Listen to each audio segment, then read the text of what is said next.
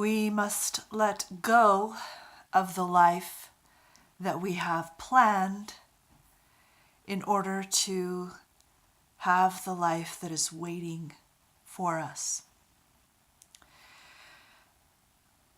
I've tried to look up who said that quote, and it seems like the attribution is a little bit confused. I saw Joseph Campbell and I saw E.M. Forster.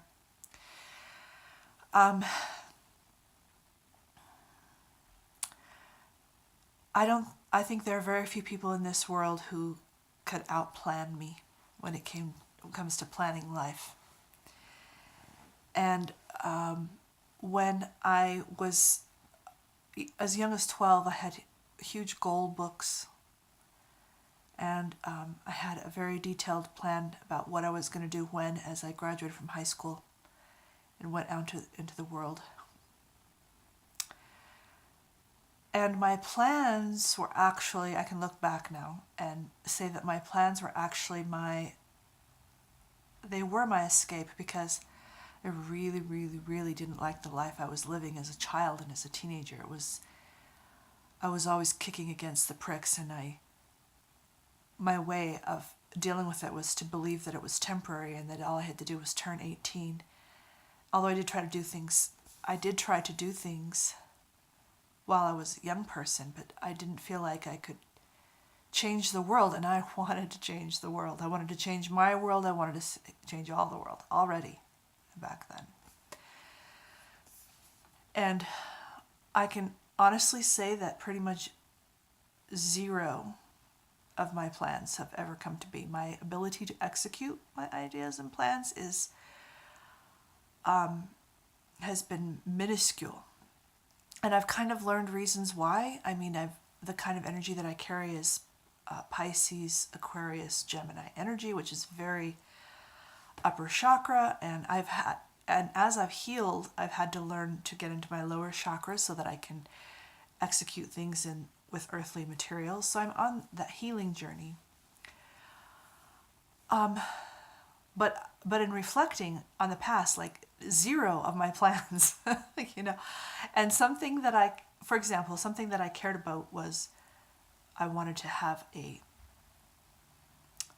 small family farm, and I wanted to raise my children on it, chickens, pigs, cows, whatever, I wanted us to be able to get all of the things that we needed from the earth, and I would homeschool my children. I'd give birth to my children at home. We would welcome all kinds of unfortunate people into our home and around our dinner table and bless their lives and help lift them. And I basically became a person, instead of that, I basically became a person who could barely take care of myself. And I had children, I had 6 children, 6 amazing children, but I basically became a person who could barely take care of them. And they had to learn a lot of things to help themselves and to help each other as brothers and sisters. And they are incredible children. They did do that, but they had to deal with me and my challenges in my life.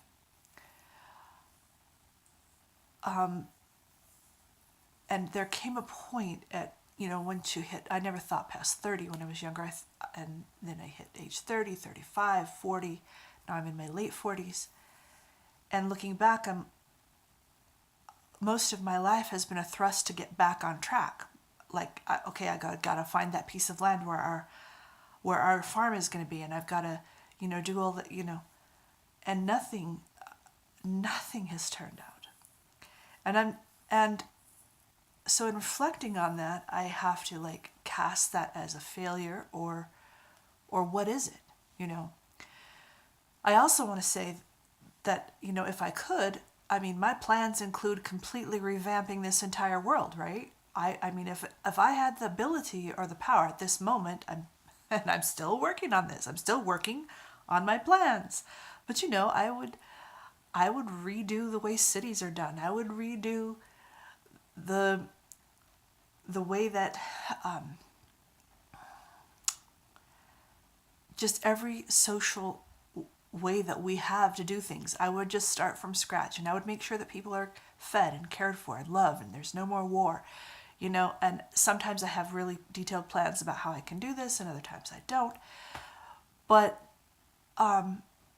obviously, since you're listening to this and your life isn't perfect. I haven't gotten to you yet, right? And maybe, and you probably wouldn't want me to. Like, I don't want some lady with crazy plans coming toward me, right? So I get that. But that's just the way my mind and my heart work. And since I'm an Aquarius, my heart is up in my mind with my ideas. My love comes through my ideas. And for me to show love in another way, I have to learn that, which I want to. I want to show love in all ways. Well, this isn't so much about me, although I wanted to show myself as an example. I can imagine a lot. Like, I can imagine a lot of bliss, a lot of prosperity. I can imagine it a lot. When people say dream big, I can do that. That's not the problem that I have. So when I hear things that, life that you could have, you can't imagine, because the universe can deliver something bigger than you can imagine. And I'm like, it can, because I can imagine pretty big.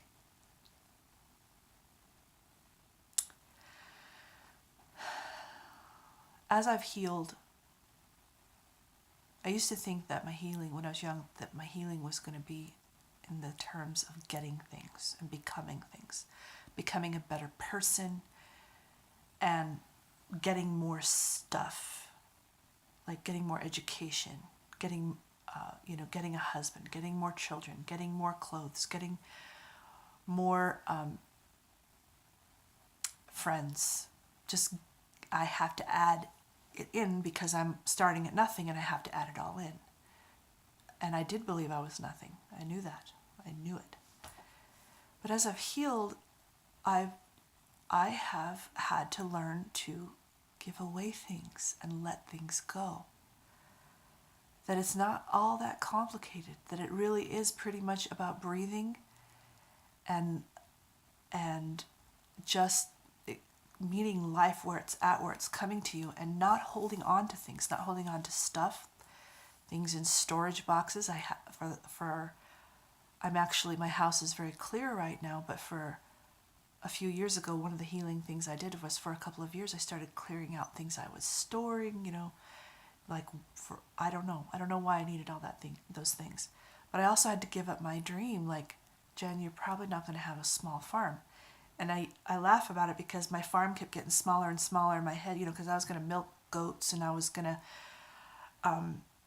make shoes from our own shoe leather from our own cows or whatever, And my farm kept getting smaller and smaller, and there's no more goats on this farm. Not going to be milking goats. And pretty much my farm got down small as, a cat. And actually that cat came to live with us. Our cat came. And so I have my cat, and that's my farm. But meantime, the world was going on without me, right? And the world invented internet, invented YouTube. And it's strange because I realized I'd been talking into a YouTube camera ever since I was small. I mean, I used to do that. I used to do commercials. I used to talk to myself. I used to get interviewed by Oprah. I've been on Oprah so many times in my head, right?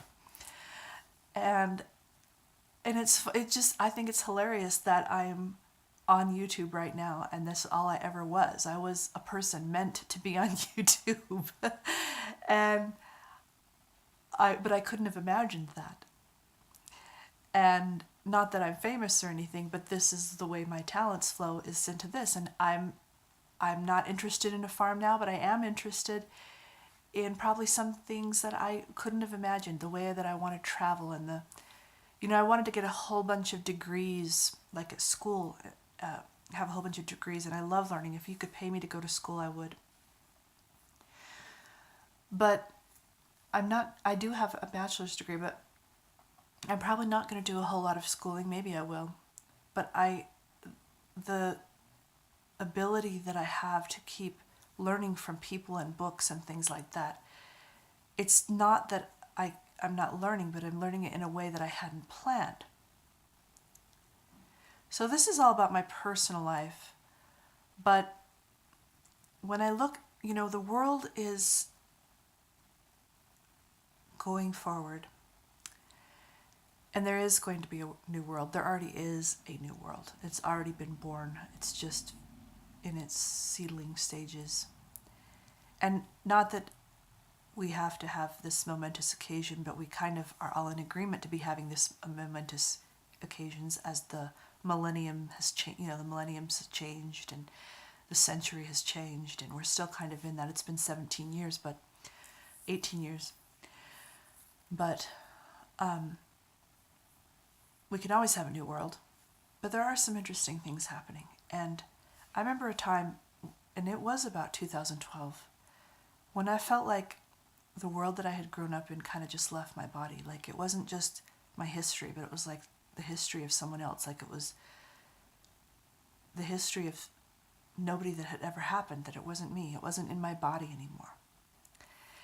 And every time I think about healing, I know that I'm carrying energies and memories and paradigms and genetic material and all kinds of things in my body, and it's just I need to release all those things. And I'm thinking about you too, because we don't know what's going to be happening. You can know what you're going to choose and do the best you can with what you've got, but are we going to fit into the old ideas? Why would we want to do that? We've got to be kind of mobile and flexible right now. And not that you have to, I mean, you need to stand up for what you believe.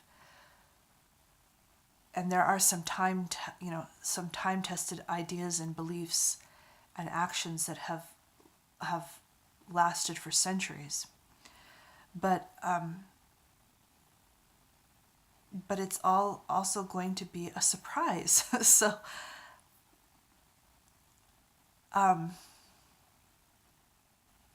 don't be afraid of the surprise that there's going to be. And it's going to be good stuff. We worry about, we see a lot of the really hard things that take place. But, people feel like, for example, like,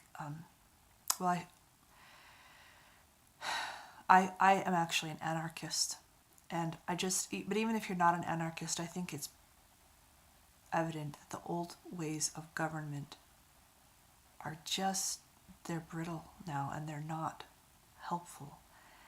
And as we go into the new age, we don't just have people in different nations, we have people across all nations participating in social media, and they're participating in other kinds of groups, and they're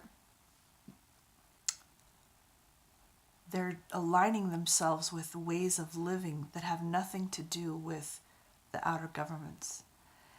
And that I think some of these structures are just pretty much going to kind of fall off like a shell. It's not even going to be, they're going to go quietly in some ways. Not that we can't, stand up for what we believe and still engage in the processes as they exist. We're all in different spots. But I guess the whole point of every example I'm giving, whether it's my personal life or thinking about the world, is that it's more of a process of letting go and being ready for the surprise, and to not be afraid of the surprise. Just keep doing what you can do, and try not to fit with maybe some old ideas of what success might be or whatever. Try not to be afraid that you fit in certain ways with what may have been. Just really think from scratch. Like, what talents do I have that I can give to myself, that I can give to my neighbors? And that's really all the farther you have to go. If you have stronger strength, you can go beyond your neighbors, but really yourself, your family, your neighbors, they're the people that need love, that need your gift. It can be a very small space. And if you can bring peace to your own body, like letting go of the things that have hurt it, letting your body live in a harmless way, and that's you get to do that. You get to figure out how to limit the harm that other people do to your body, limit the harm that you've been doing to your body. Think of mild foods, mild thoughts, so that your body lives in that space of freedom and peace, and then extend that to your family. But it's all going to be based on things continuing to move forward, and in this movement, not something that stays still. And yes, you can make plans, because I always say that you can't have a plan change until you have a plan. So it's good to have a plan, but realize, and that's like your starting point, but to realize that what you imagine is going to be a surprise. And I actually want to end with just one thing, and that is that, you know, one of the plans is that I was going to be a writer and I was going to be a rock star, and I am doing writing, but you know, I'm not famous by that either, by any means either. And one of my fantasies that I was always have as a child was entering other worlds and seeing what other worlds were, you know, just creating the worlds that I wanted to live in, and I would visit these worlds.